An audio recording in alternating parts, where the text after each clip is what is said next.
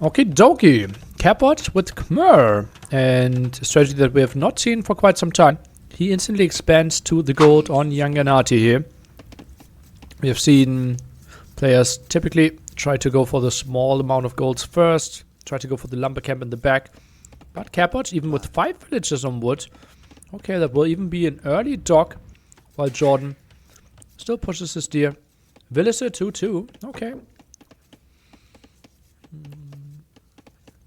I'm undefeated versus all players in this qualifier. Okay, that's impressive. Mihai Villager. Quite an interesting set there. Bruin up. 2 villagers now being sent. Gets the dock up. CAPOCH sends 2 villagers as well. Neither player was loom. I think that's something we might see a bit more in the future, right? The approach that Andy did here. Sending those 2 villagers out with loom. Trying to contest the dock of the opponent. I really like that one. So no TC on gold before chopping now. Nice. Yeah. Music was Sims 4 soundtrack.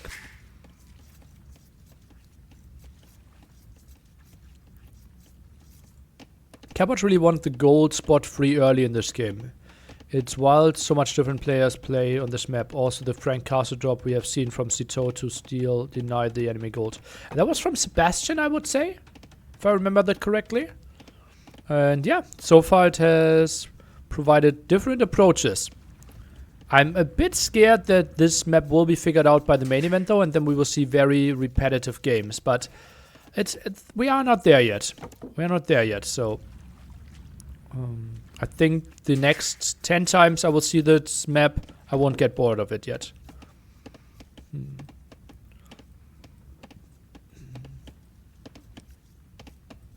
One of your favorite maps for sure? Okay. Well, it obviously plays quite aggressively.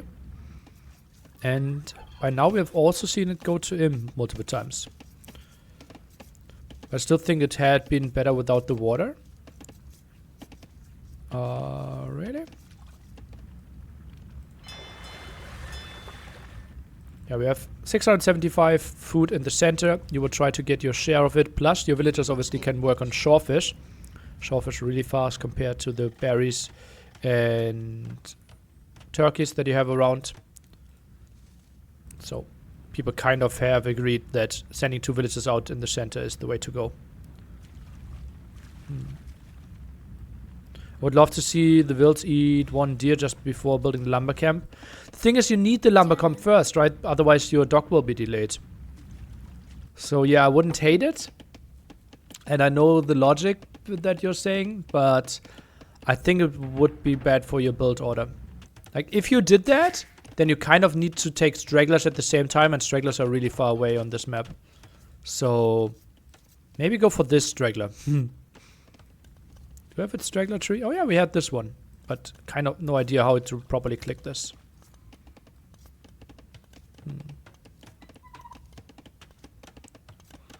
Mew cards are strong on this map, yeah. I wouldn't be surprised if we see Georgians and Armenians on this map. Especially once we get deeper into the best of 7s, best of 9s. Fire galley opening from Jordan.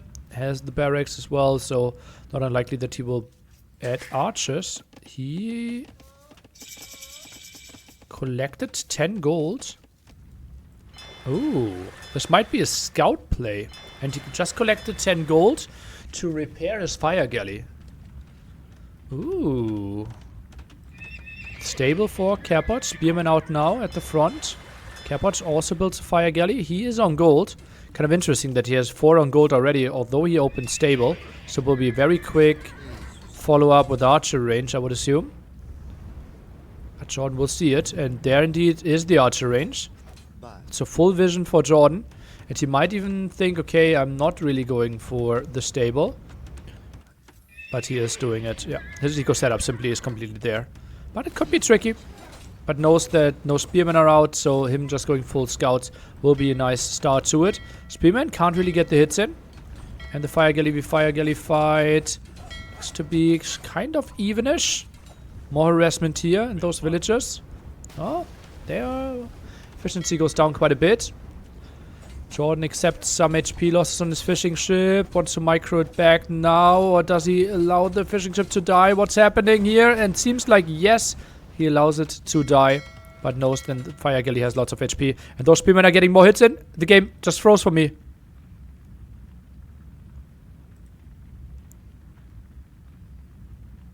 Okay. Oh, we are back. Yeah, it was not on your end. It was not on Twitch end. It was Age of Empires server or more Capture Age most likely, right? It looked like Capture Age was about to die. That was interesting. Okay, another fishing ship goes down. Jordan goes for the repair. Will win water unless we see more fire galleys. And yes, we do. That's a nice pick-off. First archer in danger already. Quite some danger. Jordan commits to it. Spearman, so efficient. And 5-5 the KD. 2-2 when it comes to fishing ships here in the center. Thanks, CA. Yeah.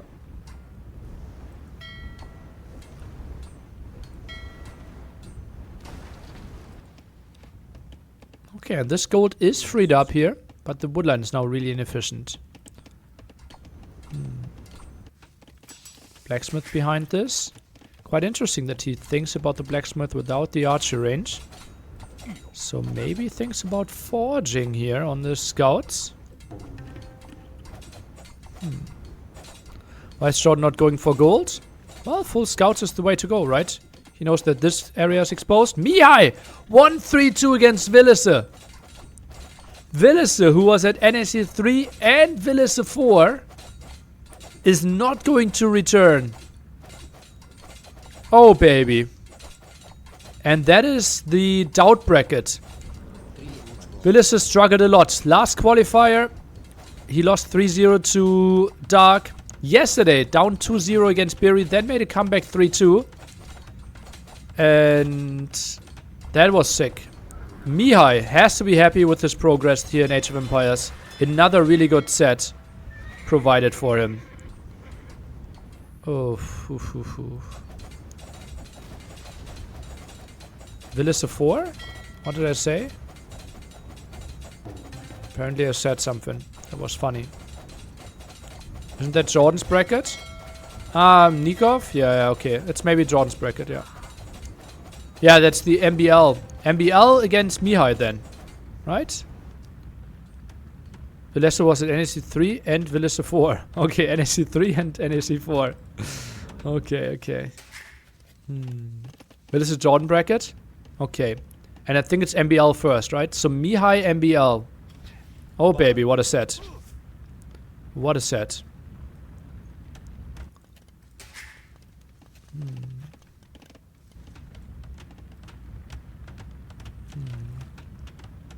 That's a good set. Oh! That's disastrous for CAPOCH. And not a single house around. Overchop here. So many scouts out. We already get the armor upgrade in. Those scouts will barely take any damage from those villagers now. Fletching comes in. And CAPOCH kind of has to finish the game with those 7 archers now. But how can he? Oh! Oh!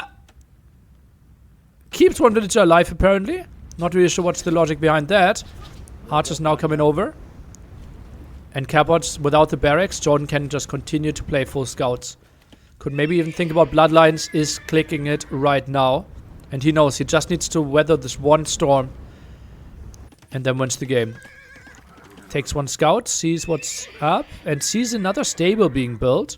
So he knows, okay, CAPOCH is playing double stable now. So Jordan could even consider adding some more spearmen.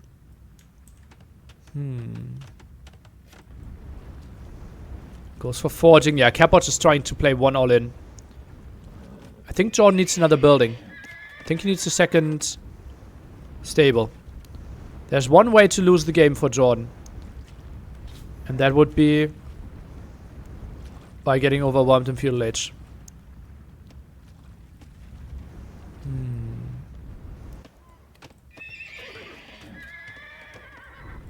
Goes to counterattack. Oh, this is so risky by Jordan. Oh god, do I hate this with passion. What are those scouts doing? He can come in. There is a hole at the top here. There might be another hole. It's tough to spot. Scout is around. He goes in there. Villagers can easily block this. Oh, it's another hole! CAPOCH, can he quick wall this? Goes for the house. Looks good. Doesn't get the second house, though. And this is the full block off. But this will be full trade. I think Jordan needs to rush the tower. Does that quite nicely. Villagers are trading off HP. Tries to wall in everything. Those scouts could be trapped. But more villagers are moving in there. Jordan now, after quite some losses. It's only 5 villages ahead. Walls more. And CAPOCH simply was overwhelmed. Lost so much time because he used his villagers in the back. Everything walled in. Now this is broken. Scouts can get home. Jordan needs to run. Tower is up. Goes on to gold. Second stable for Jordan. Oh boy, is this map delivering. Another villager dies. I think in any other civ that isn't Khmer would be completely dead here. And those scouts, I think they just go home. Deletes the house, deletes the palisade. And then takes a massive fight. Has bloodlines. Has +1/+1. The best unit that he can build in Feudal Age. Has 3 eco upgrades in Feudal Age as well. Can't be too unhappy with this. He's ready to take this fight. Villager-wise, we are way closer, though, than I would have thought. But obviously, wheelbarrow not in. Bloodlines comes in now. Needs to delete all this as well. Does so. Maybe delete the stable? No, not needed. It's chewing through this one, and this was a great, great fight for Jordan. Population is actually closer than I would have thought, but now we have bloodlines with only 5 scouts left, and Jordan still has so many and does not need to build any more scouts and can think about Castle Age now with 20 on food, and actually goes for another fire galley. That's a bit of a surprise to me. Can finish those walls, can go on to stone as well, and just to rest the gold. There's so many open resources now from CAPOCH. What an easy clear up for Jordan. Will count is almost the same. 41 without wheelbarrow against 44 with wheelbarrow. Fish obviously not really a thing. And Jordan even adds some more scouts. Feels like this is a threat. Saw it earlier. Nice pick off here. Nice defense as well. This is Jordan playing as good as we know he can.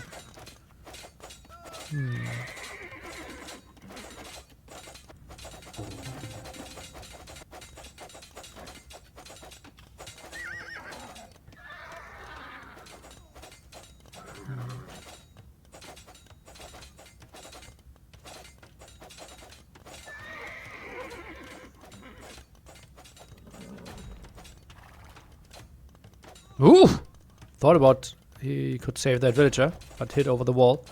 Tries to save that one. That's obviously a lot of army. And way more scouts being added. I think Jordan needs a market. Gets it now.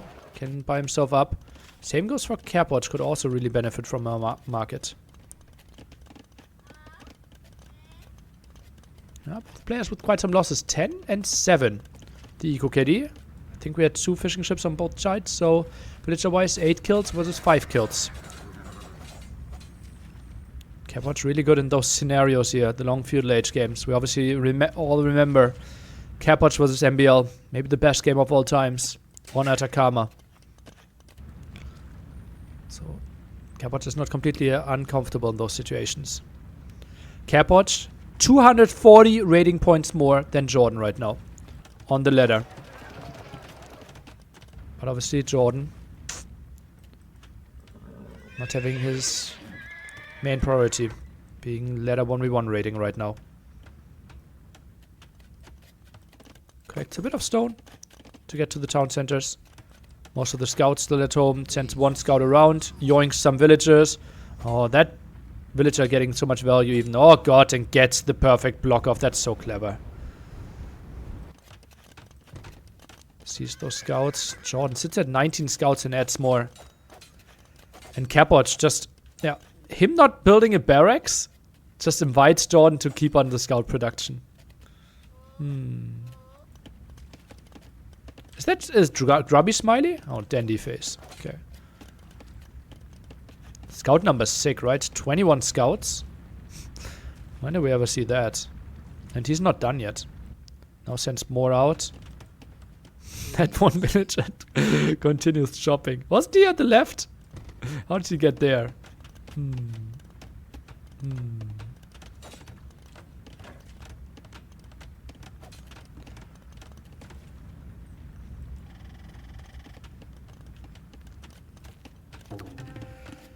Jordan against Mihai, or Jordan against MBL. Could be one of the opening sets tomorrow at 12 UTC. Goes for the stable now.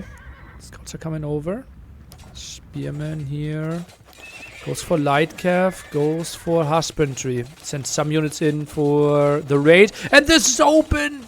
Oh, this is ugly. But actually, nothing really happening. Just to rest his houses a bit more.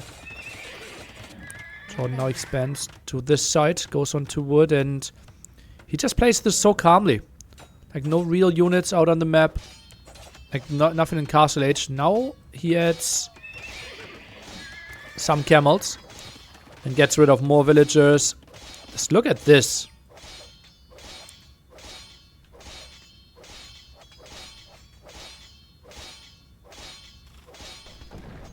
Isn't it beautiful? Meanwhile, he keeps on harassing here. Now jumps into the town center. So much idle for CAPOCH. As you can see, work efficiency goes down. He still reaches Castle Age. Can queue up some knights.